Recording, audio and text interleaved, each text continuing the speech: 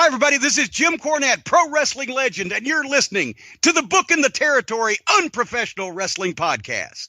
This is the artist formerly known as Daryl Van Horn, James Mitchell, the Sinister Minister, and I'm here to let you know I would rather slam my cock in a car door than to miss the dulcet tones of Hard Body Harper, my illegitimate son, on Booking the Territory podcast. Whoo, Messi, this is professional wrestler Jimmy Valiant, the Boogie Woogie Man. Tell my people, my brothers and sisters, don't you dare miss Booking the Territory. Oh, yeah. This is a one-man gang. You're listening to Booking the Territory Pro Wrestling Podcast.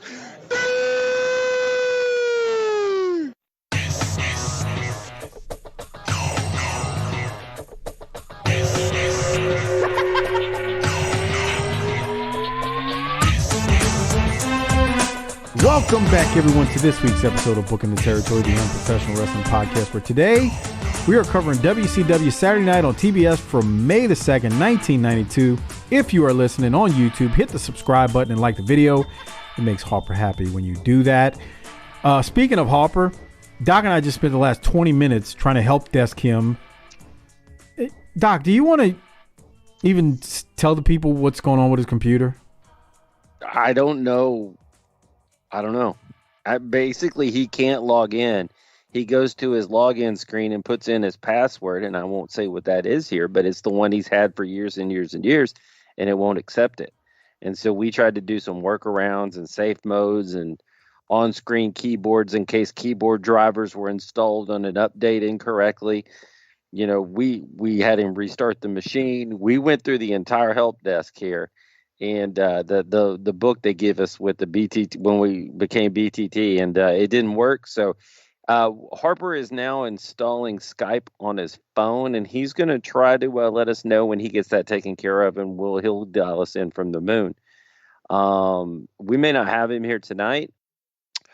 We've got a lot to get to tonight, and we don't have much time, and we'll get to that in a minute. Let me just tell you, I am not doing as well as I'd like to be doing. Look, I get it. I know everyone wants to ha about the Cowboys. We went into San Francisco. We got our ass kicked. It happens. It's predictable. I've been doing this for 30 years with that old shriveled up pumpkin that owns this thing. It's cultural. You can change the names, the proper nouns, the faces, everything, and the results are the same. He's the problem. I get it. I know this.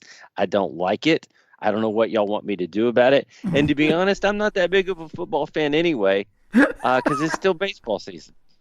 17-0 Super Bowl sucking is out the window, huh? You're not even yelling 15-2. I got to put on a show for these people. Look, we got to play Miami. We got to play Buffalo still. We got to play the Eagles twice. I never said we would win our division. Stop it. You said 17-0 Super Bowl suck it. Last week you said 16-1. Stop it. Okay, 15-2 seems doable. Does that make you feel better now? Have I ever told you how much I really do appreciate the national pastime? Hold on. Before you go there, I got something for you. Micah Parsons is mouthing off because evidently George Kittle had a F Dallas t-shirt on underneath his uniform. And Parsons says now all of a sudden it makes it personal. I'm sorry. As much as I like Micah Parsons, I really do like him as a football player. They kicked your ass and beat you last year in the playoffs. It wasn't already personal enough. This is what pisses me off about pro athletes. They need extra motivation. You got enough goddamn motivation because they kicked you out of the playoffs the last 2 times you were there. Last year they kicked you out of the playoffs, but you need a shirt. You need to see George Kittle's shirt that says F Dallas to motivate you. It's so stupid. It's like bad wrestling promos at this point from your team. Shut up, move over, you got your ass kicked. You know what happens when somebody puts the microphone in front of your face after you get your ass kicked like that? You go, hey man, they were a better team tonight. Next time we play, we got to be more prepared. It's already personal. You needed his shirt to make it personal? This is the type of stuff that's stupid. And it's like a bad wrestling match. In promo. But that's your team, so I would expect nothing else. No. don't get hyped with me. I think it's dumb too. It was personal for me with the 49ers in 1981 championship game when they come on the air and they got in the crowd in that just hellhole up there. They got like a puppet Tom Landry hanging from a noose, and I'm like, dude, what is this? It's always personal. This is the NFL. Every week is personal. Michael Parsons is my favorite player on the Cowboys, but that's just dumb. And I don't have a big problem with George Kittle saying fuck Dallas because I'd be like fuck San Francisco. I mean, that's what this is. It just kills me. I hear these athletes do that all the time. Like, if you were on Sunday Night Football, this team ended your season last year. How about you go out there on Sunday Night Football with some nuts and play some football, okay? Don't say after you got your ass kicked, now it's personal. Okay, but how about instead of it being personal, Micah, on the first drive of the game, you don't jump off sides. And you tell everybody else in your huddle how to line up correctly on which side of the line of the scrimmage. That shit wears me out more than you can get about Dak and his terrible throws and the play calling and all that's true. But our defense lines up offsides more than any other team in the NFL, and that's just stupid. Now on to the next topic. What were you talking about? All of a sudden you're a national pastime? You love the game of baseball? Where's this coming from? It's the grand old game, fella. Favorite sport? For now, yeah. Go ahead and lean into the stupidity while you're at it. Well, we are both. You. This is gonna be hard here. I got a buddy texting me, and he's ahead of me. You're about one pitch ahead of me, and we're both watching the Texas Rangers Game 3 of the AL DS with the Baltimore Orioles as the little Texas Rangers are struggling to doggy paddle their way into the AL Championship Series. I would like to say that I watched a lot. I cut the cord this year and went to YouTube TV. So it makes local baseball options difficult. So I just didn't do it yet. But I watched a lot of games this year before that. How many games, regular season games, did you watch, Menace? Well, I didn't miss 150 games of the regular season to watch these Texas Rangers lose now is all I'm saying. Come on. Well, at least I'm being honest.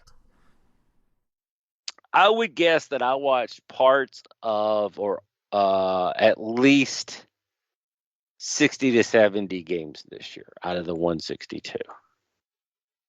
And I keep up with it. And I listen to some on the radio because I'm in the car driving to and from soccer practices. So there's that. But hey, we're the 5 seed coming in. Throwing bows, dog. Throwing bows. We are in this thing to win it. Vegas is starting to get behind us. Man, I kind of wish Harper was here because his team's down 0-2 and on the verge of elimination, and I'd like to get his perspective on that. But I don't. Harper was pissed off a minute ago when we talked to him, wasn't he? How many times did he say fuck? He was mad. He was extremely angry a second ago about his computer, and he was MFing this and MFing that. He was pretty angry. Now, as you're talking about this baseball, now watch they drop the next 3 games in the divisional series and lose by the time this airs. It's basketball season, bro. That's how you got to keep moving in this life. You can't stay down. Oh, Mavericks gonna do the job again this year. Hey, we did the job to Real Madrid today over in Europe. See, that's what I'm saying. That's what I'm saying, man. The plight of the Dallas sports fan is not a good one these days. That's the next one too. We got hockey starting this week as well. So, hey, we're gonna miss 80 of those games and wait for the playoffs and jump on the bandwagon too. Now, I need you to stop being hot with me and making me angry because this is. Oh my God, Harper's here. Hold on, he's trying to merge. All right, okay, he's gonna come on in. All right. It said, hey, you're on mute, Harper. I can see the little mute icon, so I can't hear you if you're here. Some kind of way you got to unmute. There should be a little button that says unmute, like, a little microphone. There it is. There you are. You got it? I got you. You sound like you're in a bathroom stall on the moon. Oh, well, because the computer mic bar sucks. Right, my fault. Of course, it's my fault. You sound like my kid. Everything's your fault. Okay. Well, we'll get that computer hooked up. Like I told you, we gotta get it to Geek Squad. Harper, this is no time for us to argue between us because we must all come together, baby faces and heels, to collectively put the boots to what we're about to go through tonight. It's oh fuck, dude! I'm so used to looking at the goddamn screen. Hold on. Yeah, you're just gonna have to listen, and it's worse when you just listen. This is bullshit. It is bullshit. I get it. I understand, but that's not going to help us get through this episode. Now, speaking of getting through this episode, Mike, have you talked about the 3 most generous patrons that we have? Well, thought you were going to ask Harper about his Dodgers first. Oh, what's wrong with the Dodgers, dude? Fucking Roberts is Dave Roberts has to fucking go. Now, for everybody who doesn't know, because baseball is a dying sport for some people, Dave Roberts is the manager.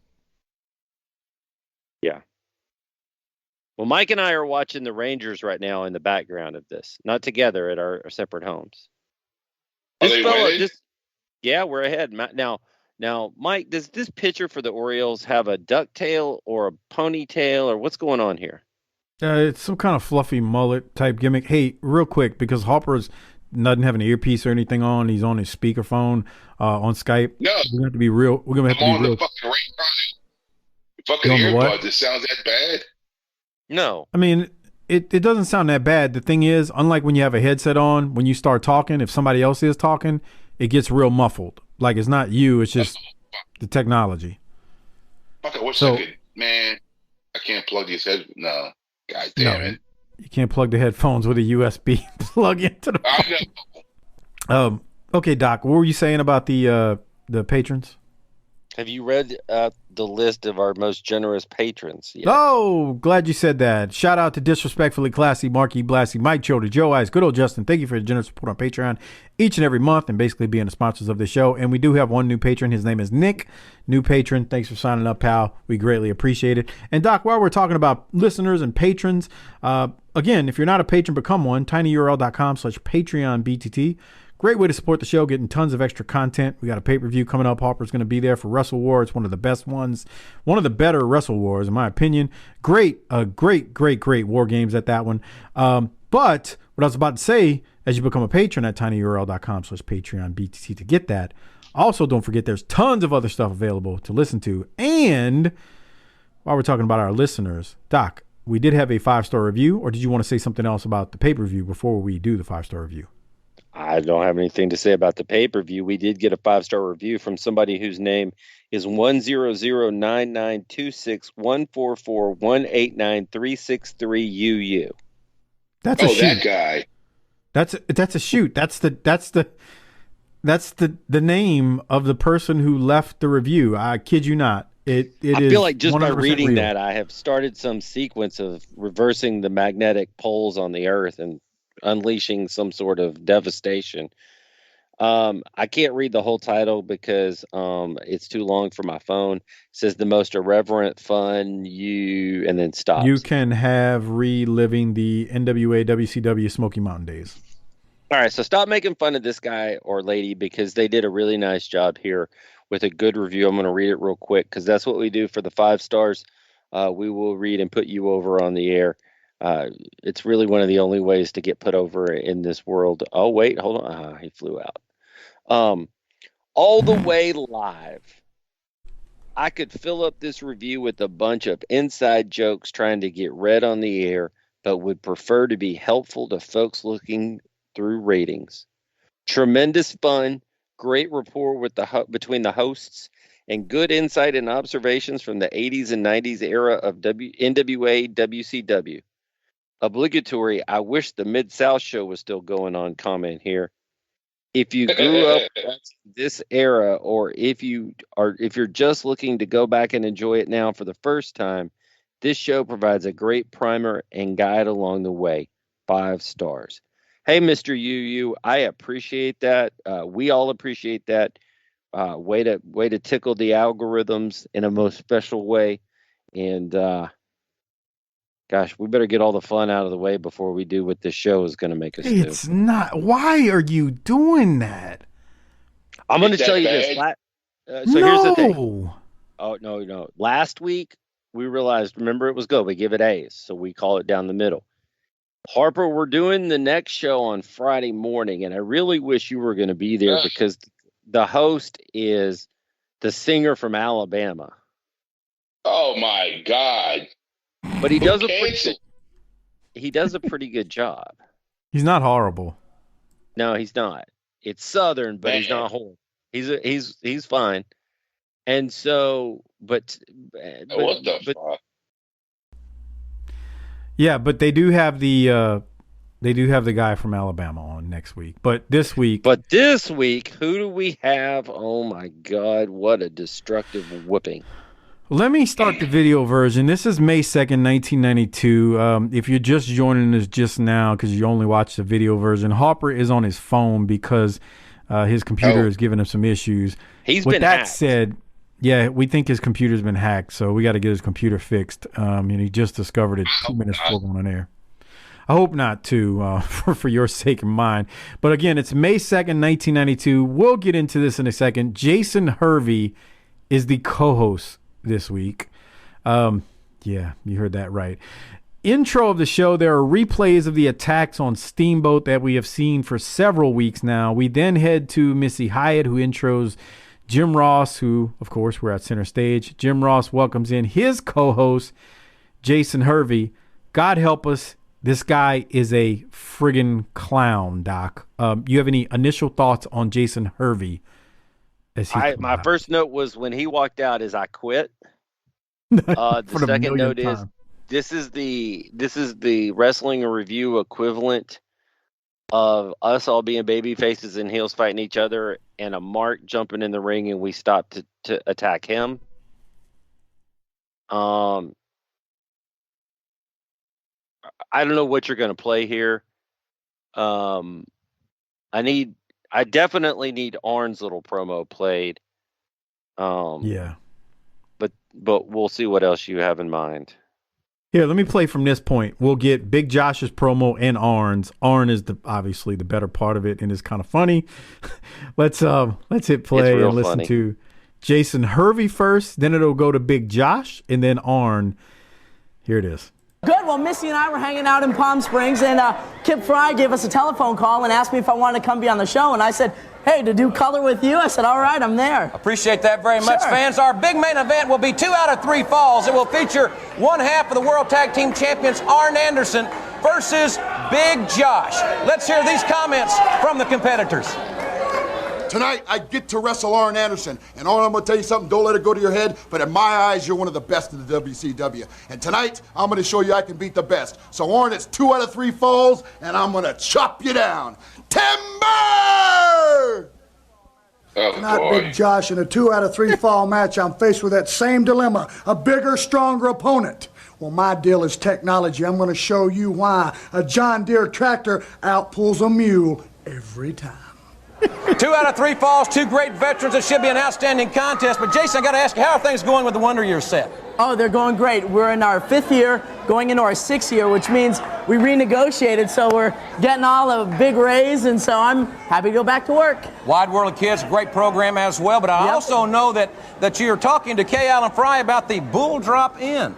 That's right. Me and Dusty and Kay Allen Fry are in negotiations to bring the Bull Drop In back. We have thousands of letters, faxes, telegrams, and Ted Turner himself took me out to dinner and wanted me to do the show again, so I think we might bring it back. We'll keep you abreast of that situation, ladies and gentlemen, and when we come back, the action gets under. Doc, before we talk about Arn, I want to ask you and Harper this, but I want you to go first so we're not talking over each other. Why is Jason Hervey, who was a good actor, why is he so awkward and irritating and seems so phony as this quote-unquote co-host? It doesn't make sense because you are used to being in front of a camera. Why are you so irritating and just go away heat? I have a couple of thoughts. One is that he's trying to act cool because he's on wrestling. Good point.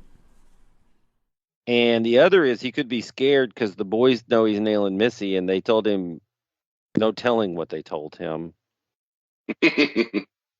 Okay. Fair point, I guess. You know, and so they could be pulling a rib on him. I don't know. He's got that high pitched, squeaky voice. Look, I get it. I don't have a radio voice. Now, part of it is the shitty technology that I'm having to work on here, because y'all heard me on that one day we did the patron stuff and I sounded like gold. But that dude has got to go. There is literally nobody that needs to see the bull drop in.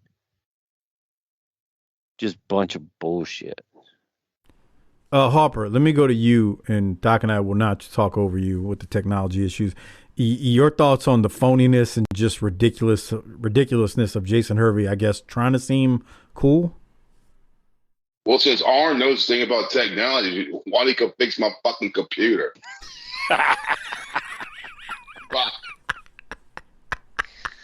Imagine Arn Anderson walking in here right now. So let me see that damn thing. And he just picks it up and throws it against the wall. It's broken. And he just leaves. Fantastic, bro. This is why I wanted you here tonight. Yeah. Okay. Dude, that guy's voice. Yeah.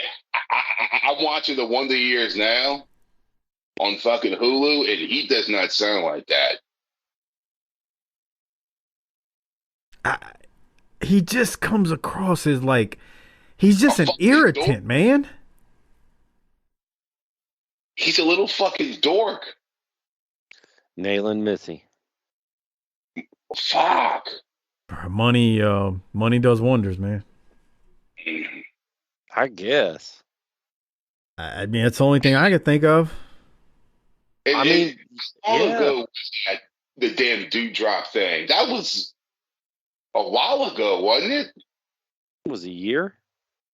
I don't know if it's been a full year, but it's been quite some time. And the Rangers just hit a 3-run home run and just went up 6-0 in the second inning. Oh my God! He crushed I'm sorry, Doc. I'm ahead of you. Yeah, it's been probably 6 to 10 months, easy, and those segments were stupid. Like, they weren't really good, and we had PN News in there talking about, Dusty, when you're talking about the hood, you're talking about Motown. What? What are we doing here? So, yeah, we had those bull drop in segments. Nobody's talking about those segments and saying, hey, bring them back. Nobody but Hervey. Okay, so we said our piece about Hervey, even though we're going to kick him in the balls for the rest of the show probably. Doc, your thoughts on Arn? Just that shit was great.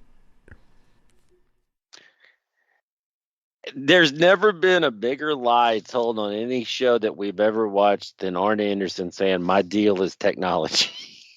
Yeah.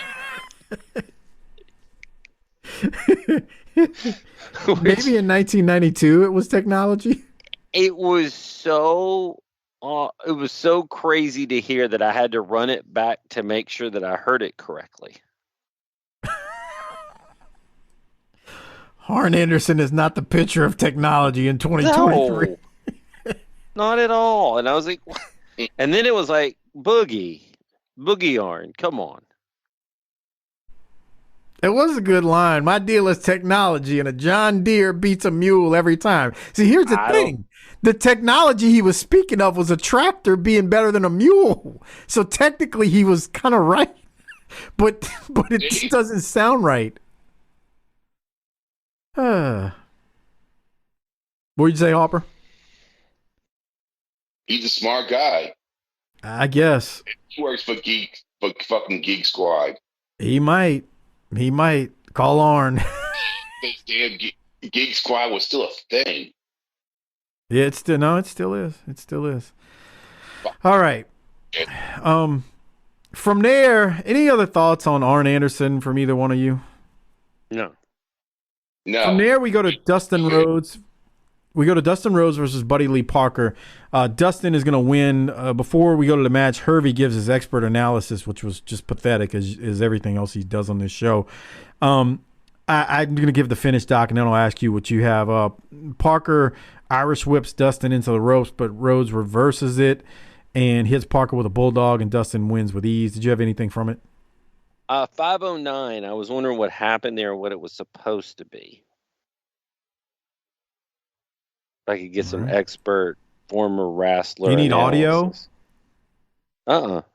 Okay, just play it. Yeah, just play it. Let's see what happens. Well, Buddy Lee Parker was coming off the ropes to like hit Dustin, and Dustin hit him with a lariat. So somebody miscommunicated something. Okay. It wasn't a bad botch, but it definitely something missed. Okay. From there, other than that, this was just kind of meh for me. Yep, I totally agree. From there, we go to Barry Windham, and Paulie Dangerously may be involved. Here that is. Barry is with Hervey and JR sitting in the ring for the interview segment. One of the hottest athletes in WCW, right there in the thick of the top 10. And Jason, as we said, he's great in singles or in tag team wrestling. Yeah, hey, Barry, I got a question for you.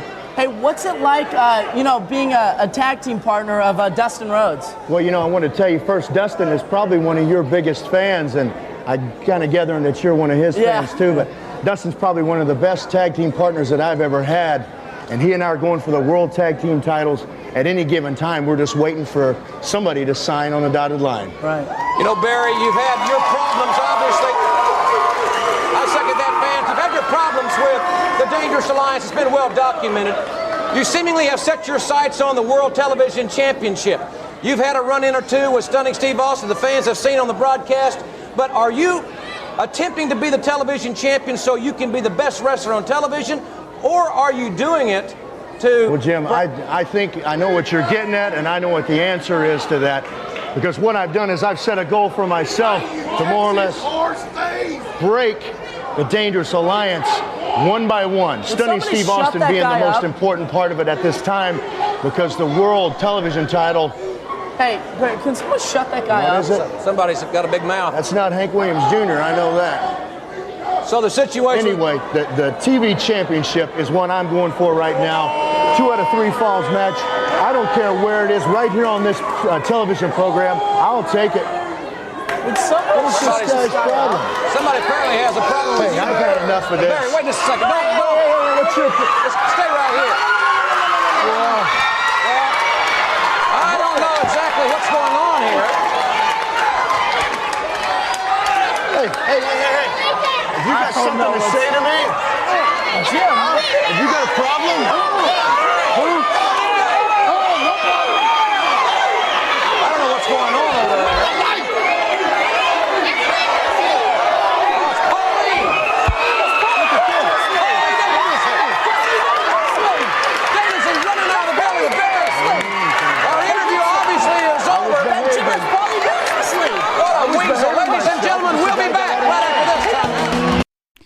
All right, so Barry's talking about Dustin and wanting the world tag belts with him, and there's a guy screaming boring, and it ends up being Paul Lee, and that was the end of the interview because Barry then approaches him. You got to see this on Patreon, tinyurl.com/PatreonBTT. You knew it was a plant right away because Hervey's like, what's this guy yelling at? Hervey just I don't know, man. I mean, Doc, what did you think about this? Let's take one of our best wrestlers and put him in something so stupid that it makes him look stupid.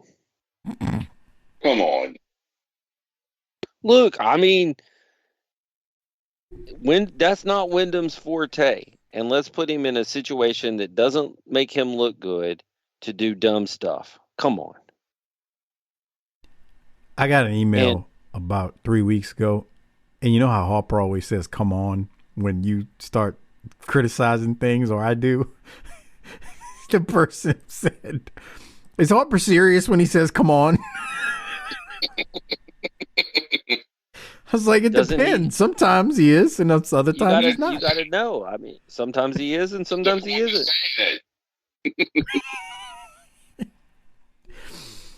Okay, continue, Doc. I didn't mean to break you up, but when both of you saying come on back to back is what... Here's what should have happened on that.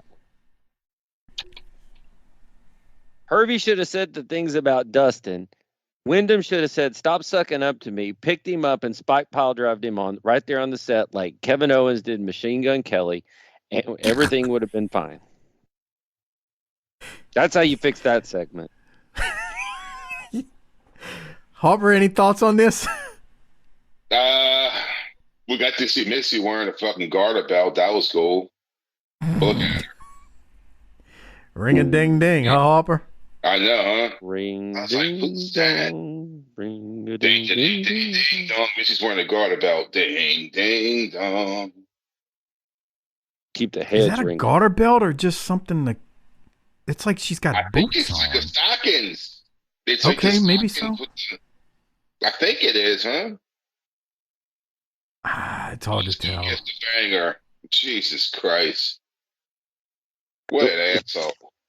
Man, look, Jason Hervey's banging Missy Hyatt, and your password of 15 years just stops working. Life ain't fair. Yeah. You ain't lying. That scares me. Cybersecurity Harper. I don't know. This could be the end, bro. Like this could, like, if all of a sudden the power goes out and you lose all communication, this is it. Bro, don't joke like that. I'm just saying, bro. Bro, the one thing I'm scared of more than anything is the power grid going down and never coming back on. Never? This is why people stock up on weapons and no one stocks up on fucking night vision equipment. That's what you need to stock up on, for real. You can get night vision goggles at fucking Walmart now. You get night vision goggles or a fucking night vision scope. I'm telling you, you will own the night like a fucking barn owl.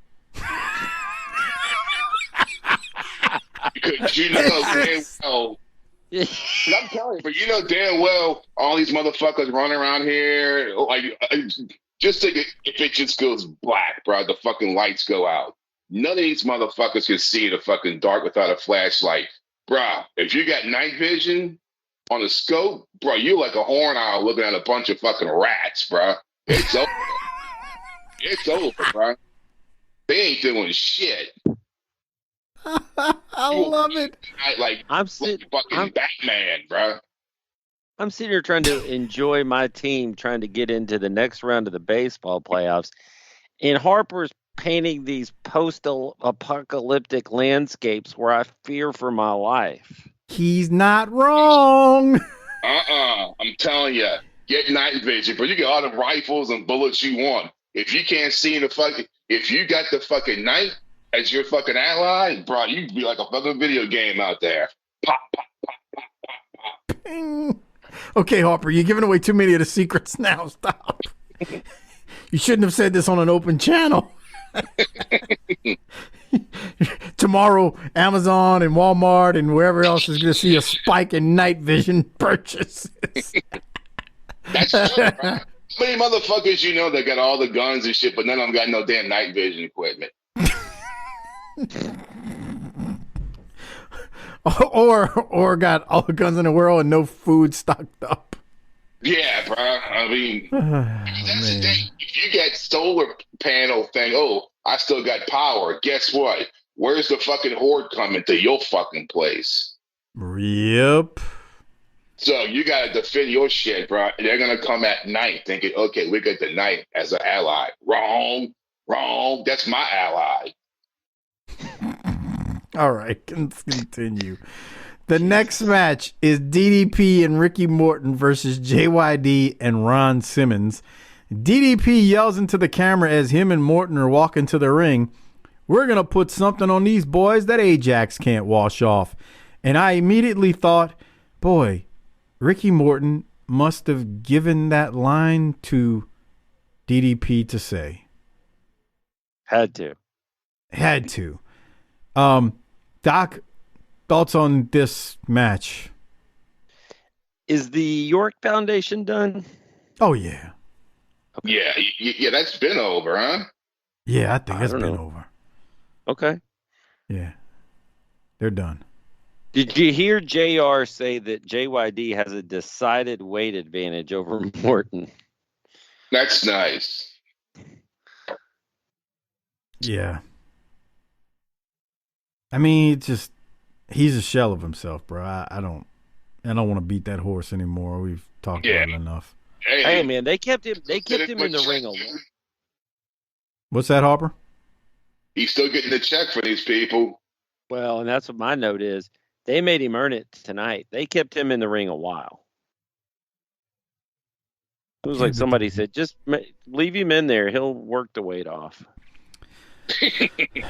He's not working nothing off at this stage of his career. I feel bad for him, but, you know, he's just a shell of himself, man.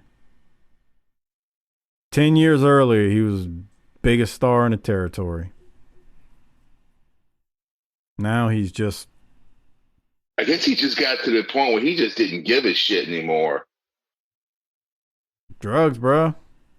Because you think so, but like, hey, dude, you know, if you start throwing weights around and get that weight off your frame, you know, we could do some big things with you. Or I could eat this large pizza. So, fuck you. Cocaine is a hell of a drug, man. I'm going to eat this pizza and do an 8-ball. Yeah. What you going to do about it? Nothing. It's just when you see the pictures of him from like 81 and... I know, bro. It's so jacked. He looks like an NFL football player. He looks like a superhero too. Like he's cut and he's got definition. He's not like super bulky, but he's defined and just looks like a fucking professional athlete. Mm-hmm. And now you see him and it's just like, I'm supposed to believe this guy. Right. It's sad, bro. It's a cautionary tale, man. Yeah. All right, Doc. Any other thoughts on this before I work my way to the finish of it? Nah, poor Ron Simmons got stuck in this. Yeah. So the finish, after Paige and Morton do a little like switcheroo on a tag while they are working a sleeper, Morton accidentally hits Paige, and then Dog tags Simmons in. Simmons comes in and deals some fists and whatnot, and Simmons eventually hits Paige with a huge flying shoulder tackle. And Simmons and JYD win the match as they show the crowd and missing the switcheroo because that's what WCW seems to do. Yeah. I mean, the match wasn't bad. Like we're talking about JYD being big, but DDP and Morton are bumping their asses off for these two. But at the end of the day, yeah, it's just an undercard match, and at this point in his career, Ron Simmons deserves more, and more should be coming soon. And that's kind of my thoughts. Next match, Johnny B. Bad versus Joe Cruz. Doc, I think we've said this. We've beat this drum way too many times. Johnny B. Bad is getting darker. He's not only tanning... But he's using like spray tan. He's probably using the bronzer that like bodybuilders. Yeah. Harper, that's not a white man. Look at this guy. I know. He's also right there. He's telling kids not to do drugs, and I don't know that that's the guy I need telling me to say my children to say no to drugs. Well, he's not doing like. He's doing steroids. He ain't doing American male, bro. He is an African American male, or at least American males.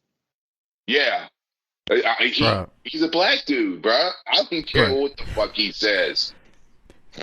I think he's fucking working everybody, bro. I want to see pictures of his mama and his fucking dad, both of them. Look how dark he's getting darker. I just don't believe it, bro. He's tanning and he's using spray tan. Look at him. He is not from European descent. Whoa. What? The best part about Johnny B. Bad, Mark Merrow, is when I found out that he went on BET with Teddy Long to talk about the plight of the black wrestler. If that's not some 1990 shit, I don't know what is. That is the funniest That might be one of the funniest things I've ever heard of in terms of wrestling and working folks and just, hey, we're going to take this Italian dude and put him on BET, and he's going to talk about the plight of the black African-American wrestler. That is insane. My grandpa was Sicilian as fuck, and he was not close to this. Dark. This is tremendous. I mean, I have searched far and wide, too, for the BET episode that he was on, and I can't find it. But we know it did happen because it was in the newsletters at the time. He must have did the reverse of what Sammy Sosa did or something. Harper, he's just tanning, and he's putting spray tan on. That's the only thing it can be. But the thing is, he doesn't look like Soul Man. You know what I mean? Mm-mm. Remember that movie? I know what Soul you mean. Man? Soul Man looked like a white dude that was trying to look black. He looks like a black male. He does. Bro, he had everybody fooled. I still don't believe him, bro. Once again, he was on BET talking about the plight of the African American wrestler. You know, that's one hell of a fucking gimmick, bro. Could you just admit, dude? It's almost like in the 80s when you're like gay and you're like in the closet and like, bro, I ain't telling no one about this shit. Like only a few people know. It's like fucking Prince Adam and fucking E-Man. He's just going like only 3 people know that he's E-Man. That's like only 3 people knew that he was a white guy. This is great. Well, he's taking on Joe Cruz here, and dude, I mean, he had everybody I know, including myself and you and Doc. Everybody I know was fooled. There's not a person. He fooled until he was on CNN. I think it was during the whole Chris Benoit thing. And that's, we knew before then. I still don't, bro. I think he's working everybody. Harper, I'm Doc. Marcus Vanderberg, who used to be Nate Milton's co-host on Kings of Sport, the sports show that we did years ago. Marcus found out on Twitter back in like 2015. He tweeted Johnny B. Bad, and he was, talking about being a black wrestler. And Johnny B. Bad was like, Marcus is a brother, Nate's brother. Marcus was like, wait, you ain't black? And he was like, nah, it was just a gimmick. And Nate and Marcus were like, bruh, I've been fooled for 30 years, 20 years. I feel like there's something you could pull off in today's gimmick that would be close to that somehow.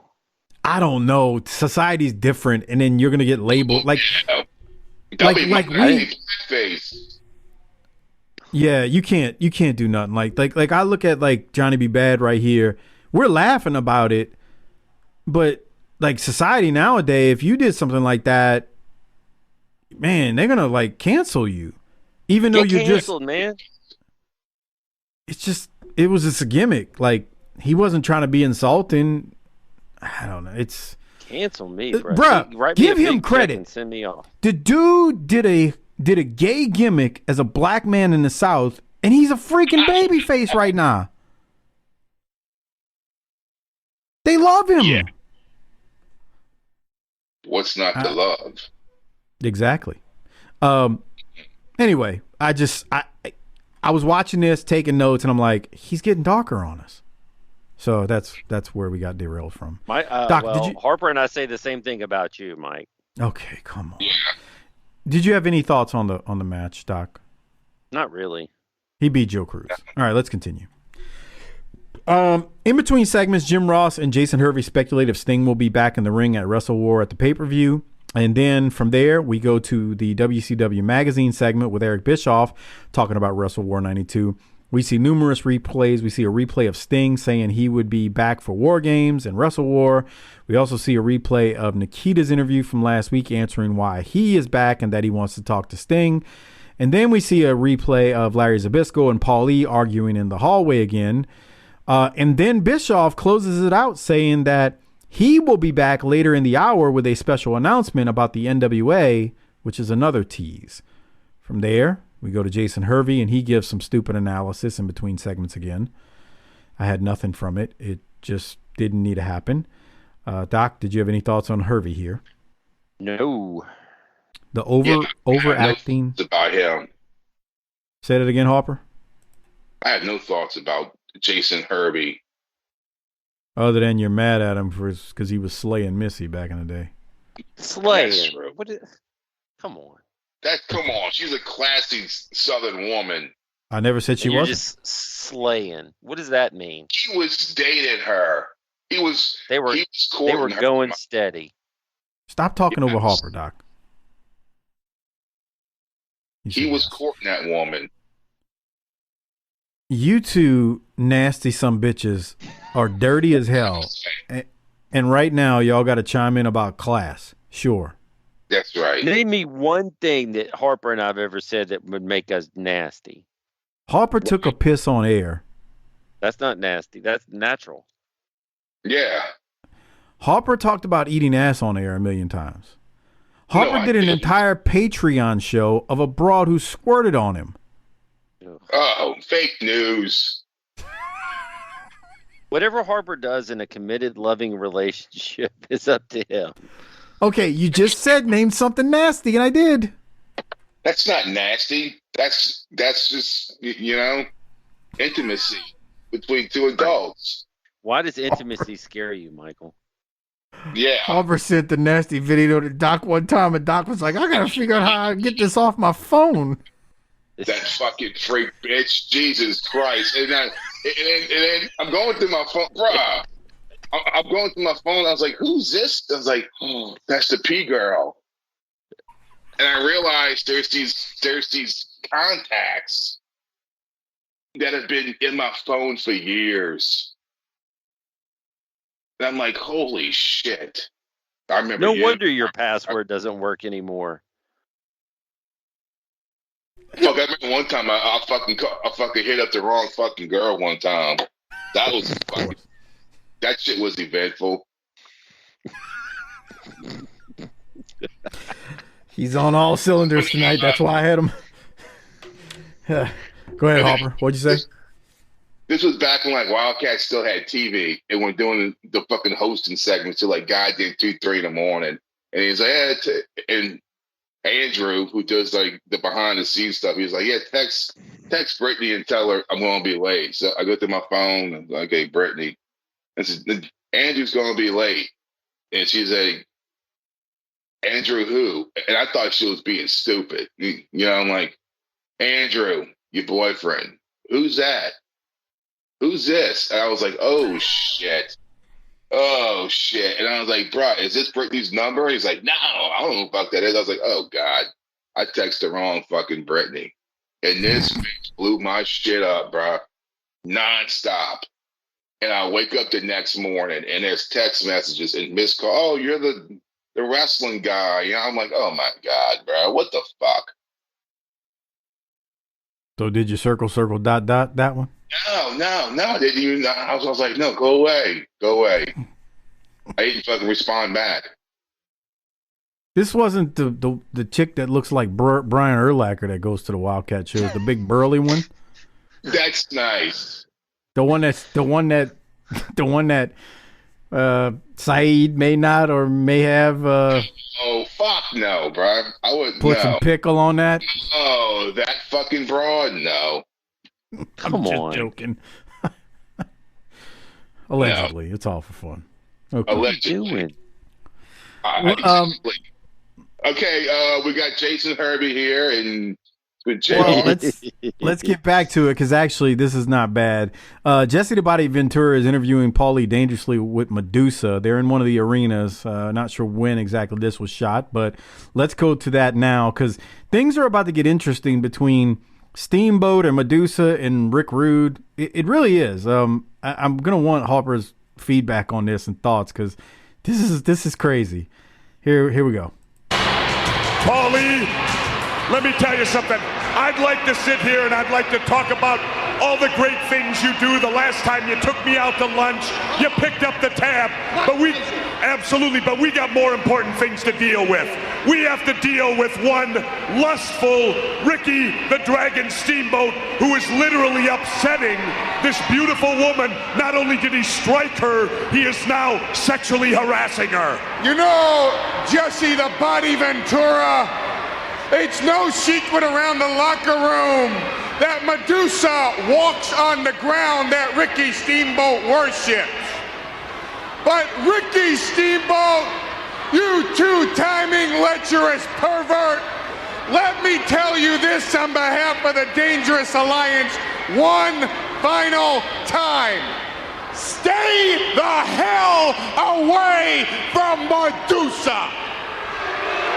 I don't think it may be put any better than that. Medusa, how are you reacting to this right now?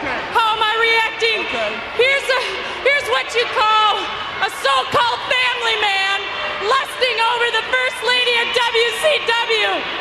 It's bad enough he strikes me. He follows me. He puts the air out of the tires of my car. What do you want, Ricky Steamboat? I don't want you. I know you want me. You can't. You can't have me.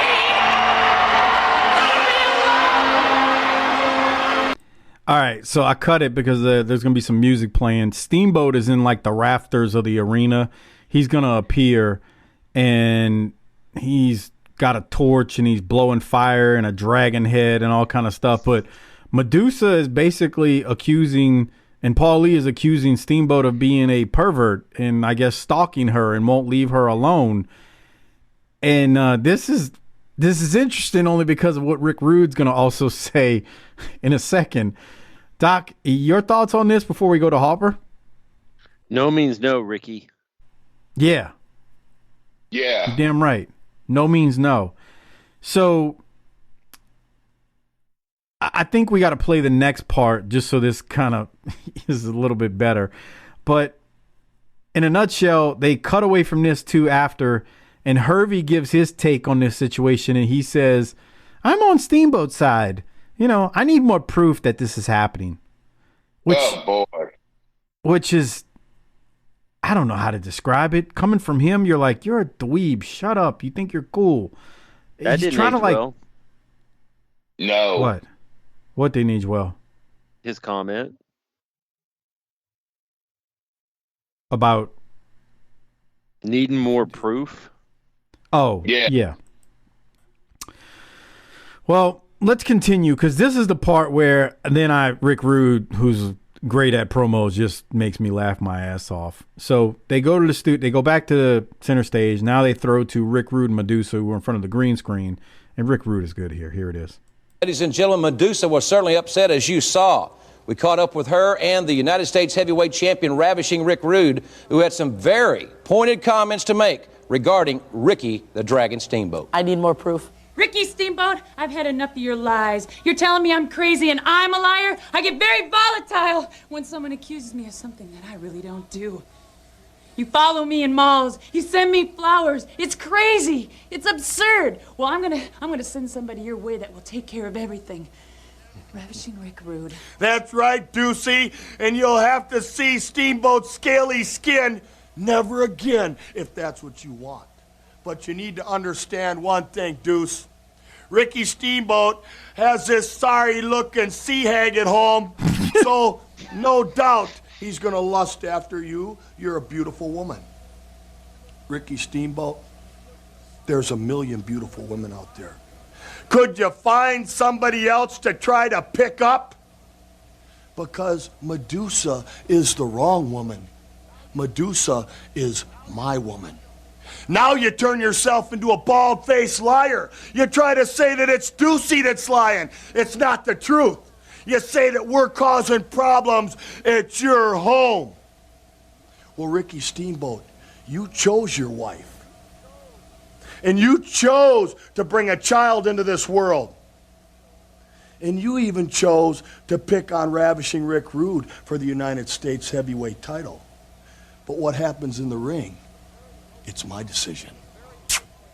Some very emotional remarks from Ravishing Rick Rude and from Medusa, but what do you make of their allegations? Jim, I've seen this on Oprah, and I got to tell you that I think that Ricky Steamboat is doing this, not necessarily at Medusa, guys, but I think he's trying to get through to Rick Rude, and obviously he's doing it. I think Ricky Steamboat has Rick Rude right where he wants him, and he's about to make his next move. We'll certainly keep our eye on this situation. And ladies and gentlemen, when we come back, we'll take a look at the man that hospitalized the heavyweight champion of the world, Big Van Vader.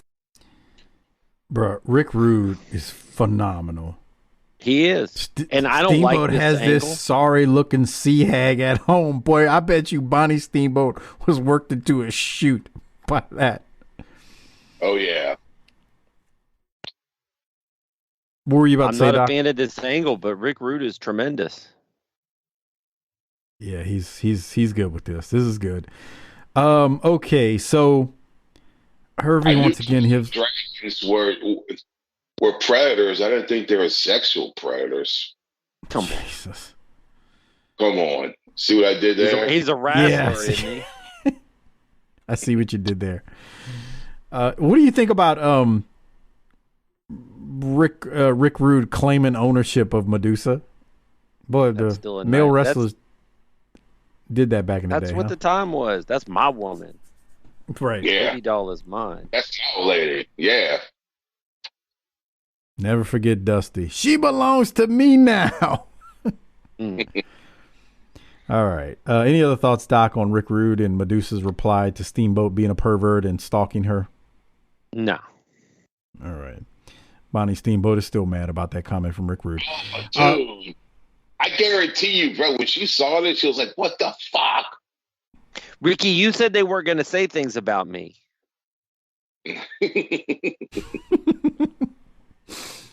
And I mean, he's laying it in thick, and he's got that real prickish promo style. Oh. Mm-hmm.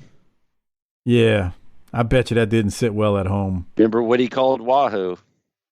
He called him Squahoo. God, And then I remember when Funk called Steamboat's kid a pig-nosed bastard.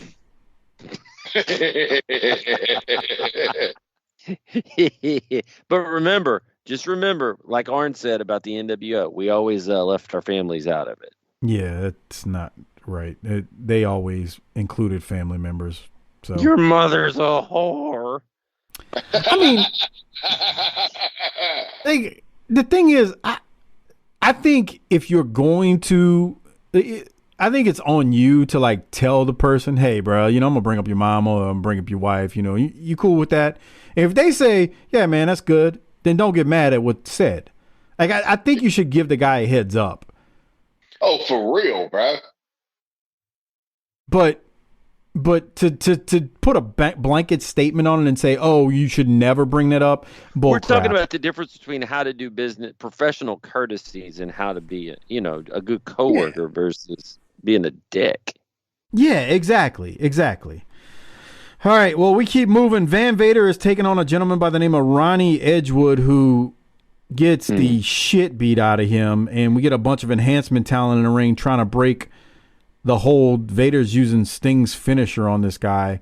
Doc, any thoughts on Vader just destroying this? It was quick. dude? It was what it needed to be, and I love the fact that he used Sting's finisher. That was a nice touch. Damn.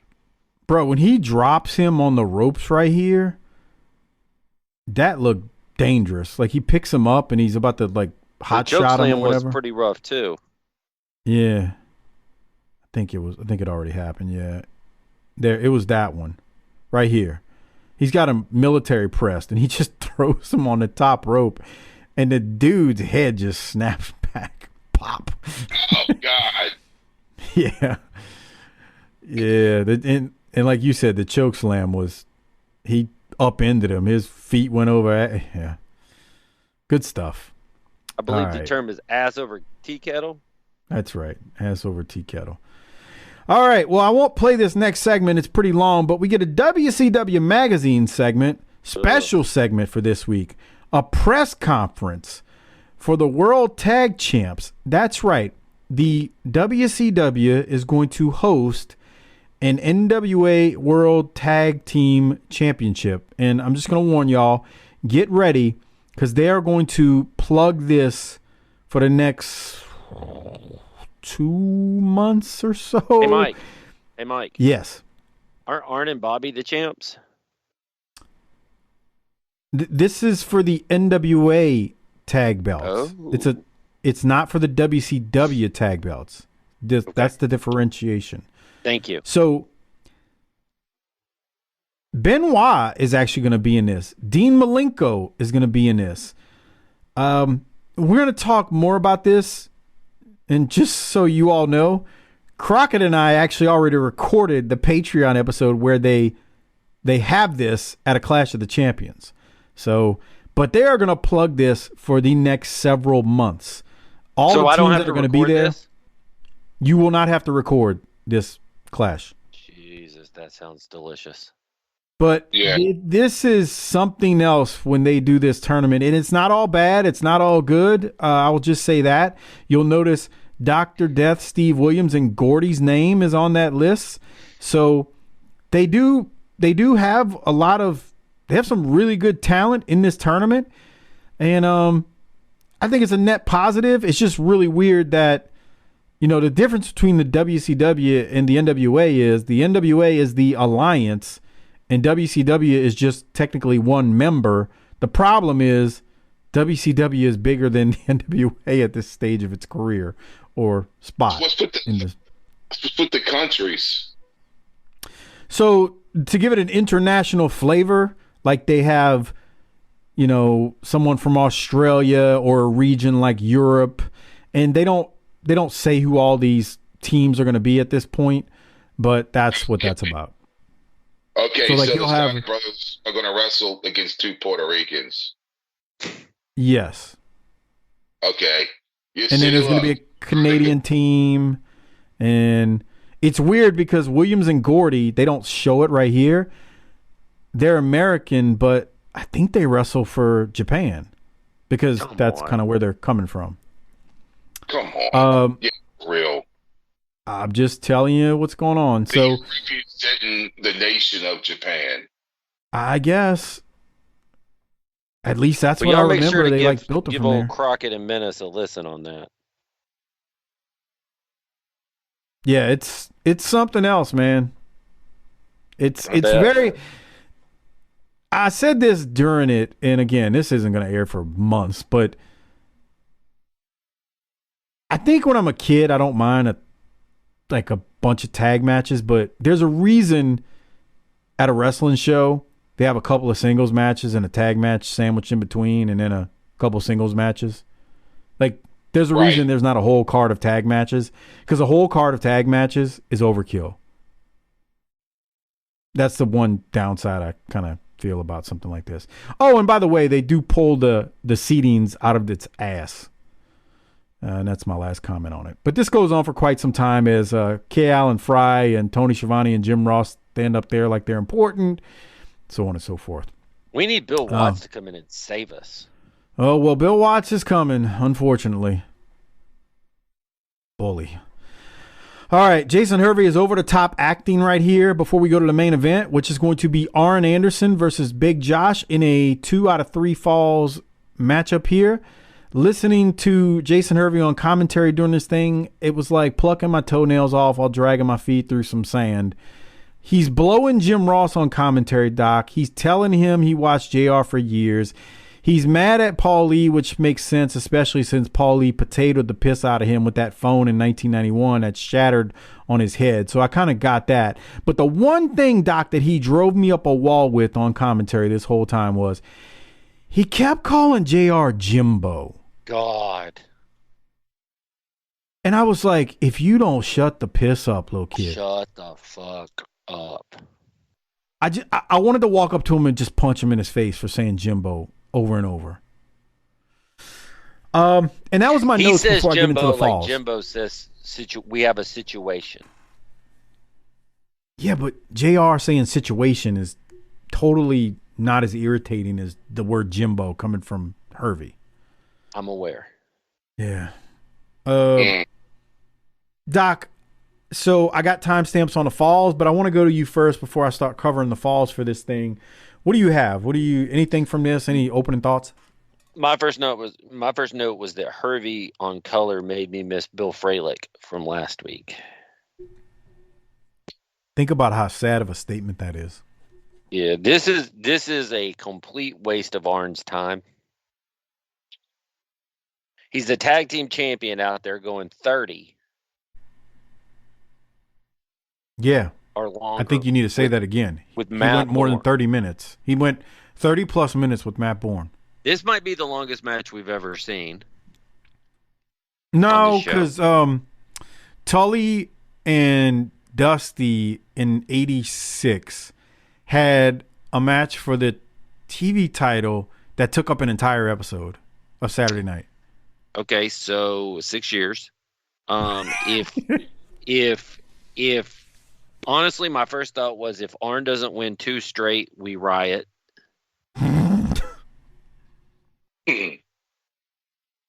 And if you watch any depth into this match, these two fellas start sweating. Yeah, so I had a question. I don't know the answer to this. Did Center Stage at this time not have AC? If so, it wasn't working well for these two guys. Or maybe it's early May. Condition. That's what I thought. But see, I'm thinking, wait, it's late May. I mean, it's late April when this is taped. So this is May 2nd. It's the episode, but it was taped, I believe, late April. I'm like, was the AC not on or pumped up? Like, cause I have the exact same note. I'm like, these dudes are sweating their balls off. If they didn't have AC in that building, none of those people will be sitting there for free. I could tell you that. That's a good point. That's a good point, Harper. So probably so. It just was turned down. And it gets hot under the lights and stuff, so that's probably part of it too. It worked for 40 minutes. Yeah, and they're out there for 40 minutes. So Arn goes for a pile driver, but he can't hit it.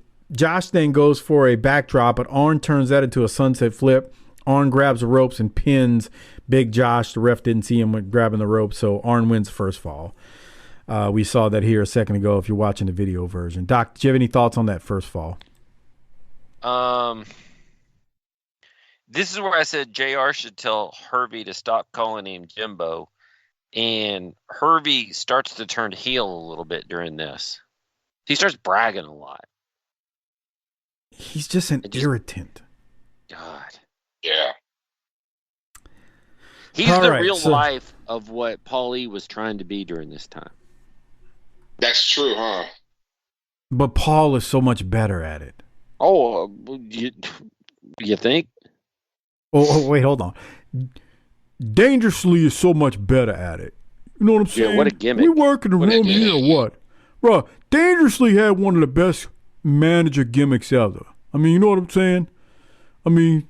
You know, that shithead didn't come to the Wildcat show because he went to Gretna Fest. What shithead? Who are we talking about? Fucking D-Man. Well, he probably... okay. I'm not going to call D-Man a shithead. What's Gretna Fest? He's a good fella. He's a good kid. It's basically... It's in Gretna, which is on the West Bank. It's basically like the parish... festival or whatever the shit you want to call it. They had like Leonard Skinner was there and Living Color played. I'm thinking, who the fuck wants to see Leonard Skinner at this point, bro? And you could see the champ. Well, yeah, and all those. It can't be the original members, right? I don't think there's any original members left at this point. That's what I'm saying. So you see a fucking cover band. 100%. You seen a covered band going by the name of the real band. That's exactly what is happening. I didn't know that was possible. It's a cover band cashing in on the trademark. That would be like if Bones Thugs played in like Ray Ray and Tay Tay were up there instead of the original dudes. Wow. Yeah, yeah. All right. Yeah. Well, Darren missed the Wildcat show that was a couple weekends ago. That's his fault, not ours. Yeah. Talk about JYD. Talk about Bruno. All right. Second fall. Josh catches Arn coming off the ropes in like a reverse atomic drop type maneuver, and then he rolls Arn up, grabs Arn's tights, and wins by pin. So the babyface grabs Arn's tights on this one, and This is the point as the end of the second fall, beginning of the third, where you really notice it. You're like, they're fucking sweating their balls off out there. Like, they are soaking wet. Like they just got out of a bathtub or a swimming pool. Doc, any thoughts on that second fall as we continue? This is legitimately for a shoot where I said, fuck this, and fast forwarded. If they're going to pin Arn in this match, I ain't watching. So, yeah, they really are sweating. Yeah, they've hit the mat a few times, so the sweat is kind of worn off onto the mat, onto the apron or onto the canvas, but you can really see it in between that second and third fall. Like, they are dripping wet. But there is a God, because the third fall happens. It's a weird looking finish. Josh misses Arn, and it looked like he was supposed to catch Arn with an elbow, but Arn keeps running the rope, so something was missed there. Anyway, Arn then catches Josh with a spine buster, and Arn is going to win by pin. So Arn wins the 2 out of 3 falls. The problem here was they just had a 2 out of 3 falls match. It's just cold. That wasn't a bad match, actually. I'm unlike Doc. I watched the whole thing, and outside of that one little missed thing at the end of the third fall, these guys worked their asses off, and they were in there bumping. But there's just no reason to have a 2 out of 3 falls match between these two. And you got to listen to Jason Hervey for 40 minutes, talk about it? Oh, fuck. Dude, fuck that. But go back to the Wonder Years. What would you do if I got off your TV? I would do backflips, you little midget fuck.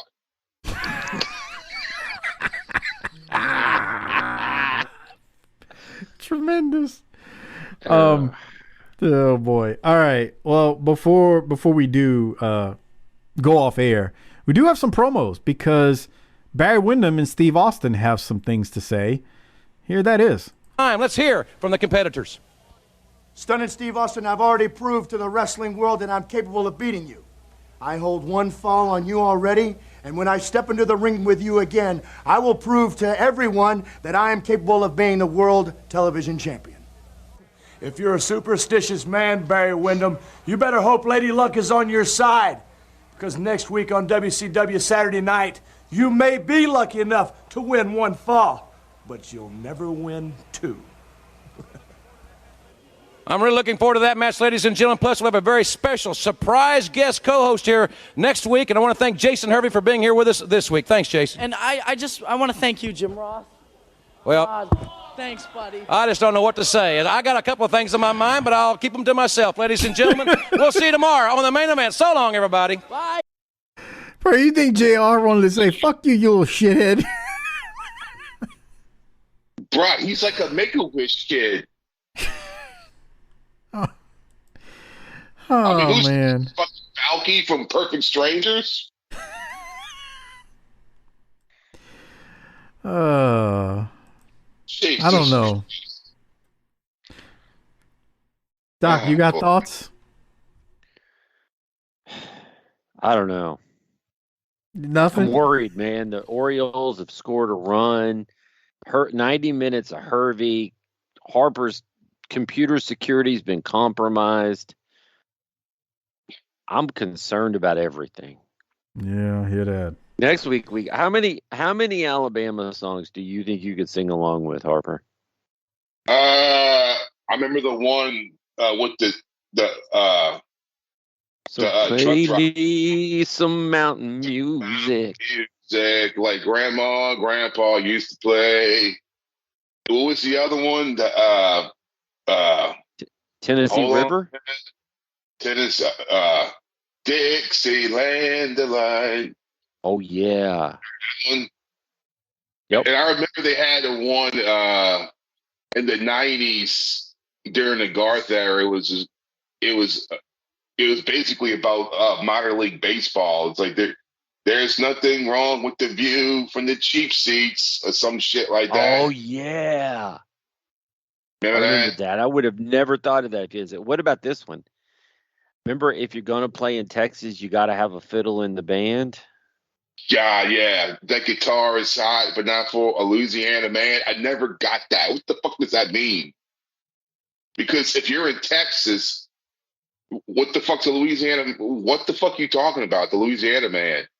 They sang "Love in the First Degree." Yeah.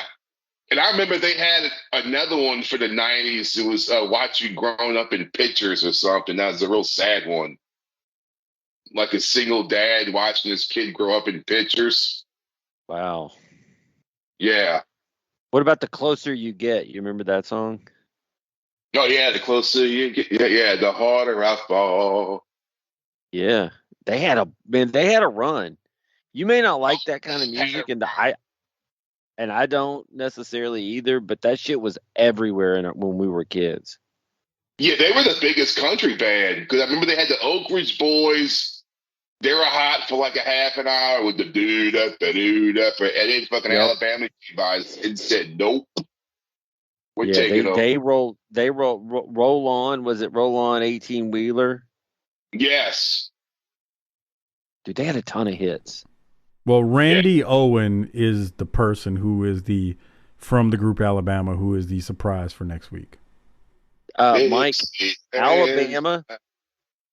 Alabama has sold a combined 75 million records worldwide. Jesus Christ. Yeah, I wasn't gonna dunk on them or nothing. I can. I mean, it's not really my thing. Right. But I mean, you have the 250 million is like the Beatles, Elvis, Michael Jackson, Queen, Zeppelin. Yeah. You know, that all makes sense at that kind of level. So that's like 250. But you know, you're talking about 75 million records. That's a lot. That's moving a lot of units, pal. Country has a lot of them kind of low key superstars that the average person doesn't know who in the fuck they are. Right. That's not George Strait numbers, but it's close. Right. Yeah. Because those country people, man, I need to talk to the brothers out there listening. Those country music fans stick together. They were loyal to the product like wrestling fans. And they served, and then when the Garth era came in, I mean, they survived that. They were still shooting out hits. True. We're going to miss you on that episode, but we're going to have to do it without you.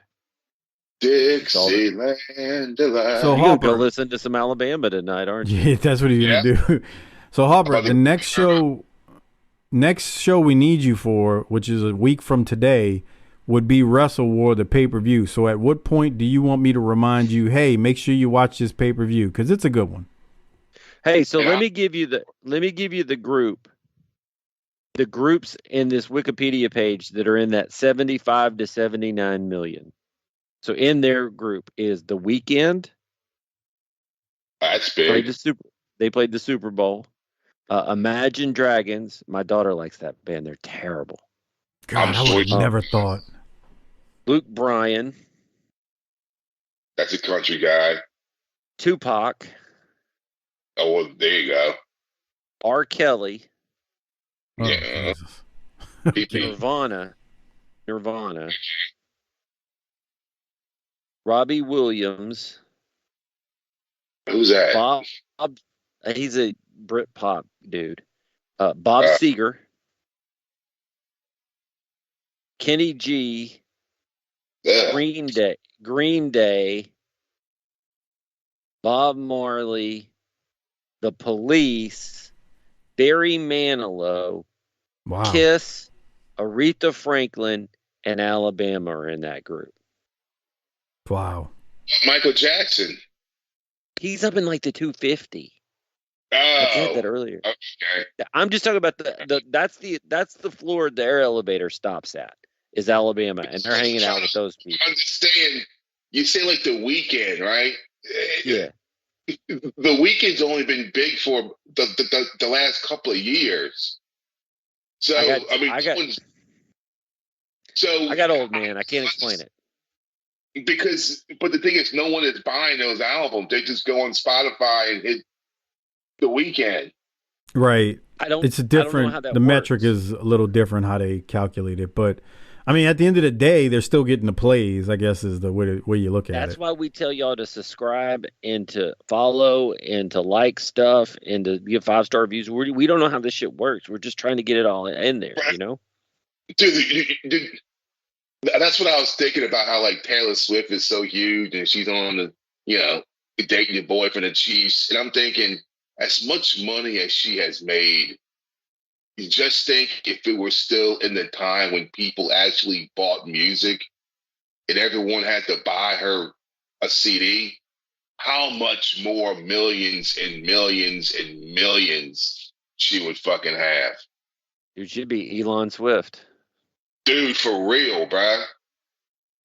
I don't know, because see, when you say that though, Harper, you're not thinking about all of the money she makes. She's not making the money from record sales, but think about all the times her music is played via all these damn, God, I hate this term, digital platforms. Oh, God. She gets a cut. I mean, like YouTube, Spotify, anything. Yeah, but I mean, Spotify don't pay shit, bro. Spotify is not like, they don't pay. Well, she's making because she's a big artist, but most people, yeah, they ain't getting much. But I mean, YouTube, she's getting a cut. I mean, she's getting, I don't want to pull up her videos, but I guarantee you her songs have millions of views. And that's got tens of millions. That's what I'm saying. So I get it. She's not making the money off the actual physical album that would be purchased, but she's getting a chunk of change off of these digital platforms, which I think if you're a popular enough artist, that's cutting. I mean, YouTube is a middleman, but you really are cutting out the middle person in terms of the production to get a actual record out. Like, I think you make more of a percentage off of your stuff just on a digital platform than you would a physical album, tape, 8-track, all that bullshit back in the day. Yeah. But, you could be right. Like, it's, I mean, I'm not saying, look, whatever the amount is, she's still rich, obviously. Yeah, all right, bro. I'm tired of talking about Taylor Swift. Let's rate this. Well, you the one that went down this. See, I told you about this earlier. He brings a topic up and it gets blown up, and he's like, all right, I'm ready. I'm blown up. I brought up Alabama, and you went to Taylor Swift and just won't shut up about it. I can go to Taylor Swift. You ain't getting us off. That's your job as the producer and the director. You're just mad because you're a Swiftie and you don't want people to know. That's it. That's on brand. All right, we gotta rate. Mike, what's more on brand? I'm blowing up at the end, or I'm a Swiftie. Oh man, let's go now. We got to rate it and hand out some Rolexes. Before we do so, remember, become a patron. It's the only way you can listen to our Wrestle War 92 show. tinyurl.com/Patreon. BTT is where you can sign up, get access to all that Patreon content, all that Patreon gold. Tons are going to be available there. Over 400 plus episodes, again, including the upcoming pay-per-view. tinyurl.com/Patreon. BTT. Doc, what are you going to rate this one? This was a good show after I talked to y'all. C-. I can't do that. I can give it a C- just because Jason's there. And I feel like I just was real generous. I'm going to give it a C+. Is the thing. Harper is the thing that fished this out of the ditch tonight, not anything else. Yeah. I'm going to give it a C+. Jason Hervey kills it. He just destroys the episode. It's just like, why? And look, I froze it. Because, well, you know what? I'll give it a B because I want to see him graduate. I want to keep his GPA up. Bro, look at the picture I froze it on. That is the way Jason Hervey looks right now. That is a picturesque, perfect example of what I think of his irritating ass.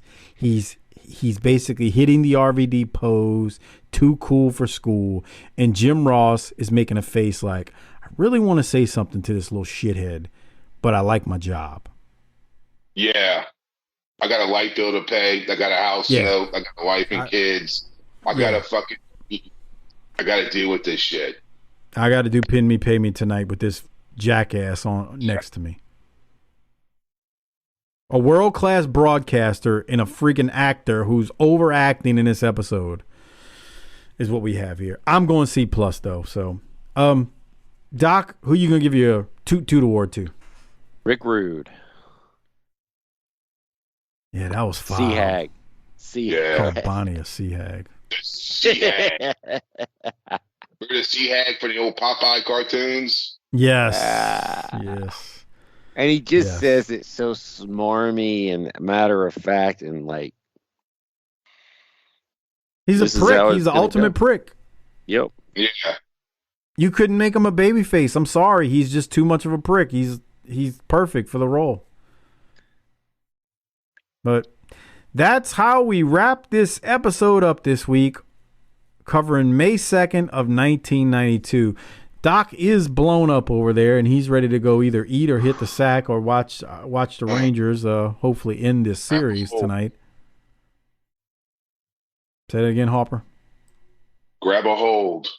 Grab a hold, bitch. All right. This was a lot of fun, boy. We learned about night vision tonight.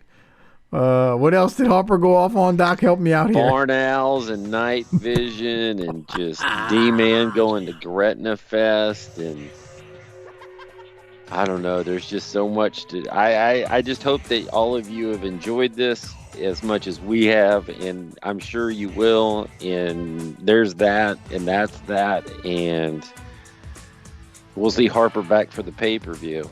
He's gonna go. What an he's gonna episode. go take some. He's going to go get his computer uninfected, and we'll come back and do a pay-per-view. Yeah, we'll handle the pay-per-view next week. Next week. It'll air in a few weeks as we say that. But Harper should be there. We'll get the computer fixed up. But that's going to wrap things up this week on another episode of BTT. Harper, hit the tagline. Let's roll. Fucking bitch.